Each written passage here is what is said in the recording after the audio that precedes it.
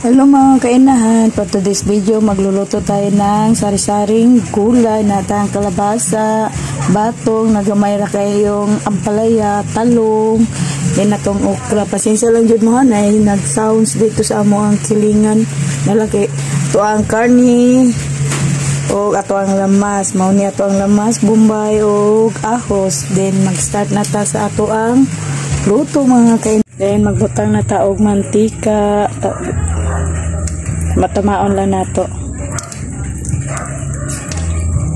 Then magbutang pa sa ato ang bombay. Ano na nato ni ang bombay kay kasi kuan na pud ba luto maayo mapagod. Sunod atong ahos. Then lulunod na po nato ato ang tupa. Kusinin niya kung gikasan lang para makuha ang color na sabi po magkula-kula ato ang gulay. Then halo-halo na ito. Wala na ako na video ang pagbutang kay kaon man duwara man itong kamot maglisod man sa upuan mo wa man nilhaywag tarong.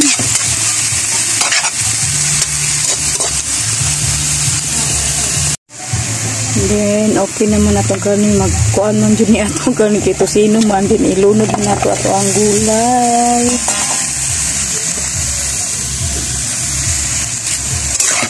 Ito ang haluluan.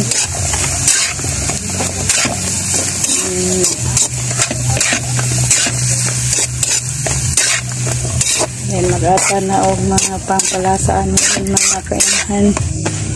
Ngani ayan. Then mag-ata og tuyo. Tama-tamaon na po nato ang sugraan og sirit mo na to ang tuyo. Then mag-ata og water na sad na mga inahan. Sunod mag-ata og tubig. Tama-tamaon na to. Pukay na to. Tagana to tubig. Tama-tama na ni para panglata po na sa ato ang mga gulay mga kainahan. Mag-ata o pampalasa mga kainahan. Magbutang tagamay o asin. Then tumaon din maparat. Then pitsin. O ginis mix. Ay mag-isarap din meron.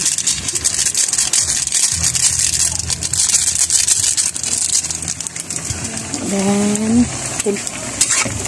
tikman nato ni para ma-adjust nato ato ang lasa kung okay na ba, pinto na ba ta sa saktong panglasa o kulang pa, mag-adjust na lang. Then mag-ana ta sa itong okra rin sabay na sila og luto.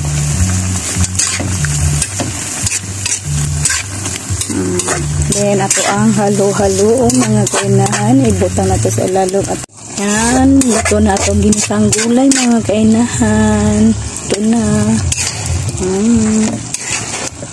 Yan. Good na ito ang lutong ginisa mga kainahan.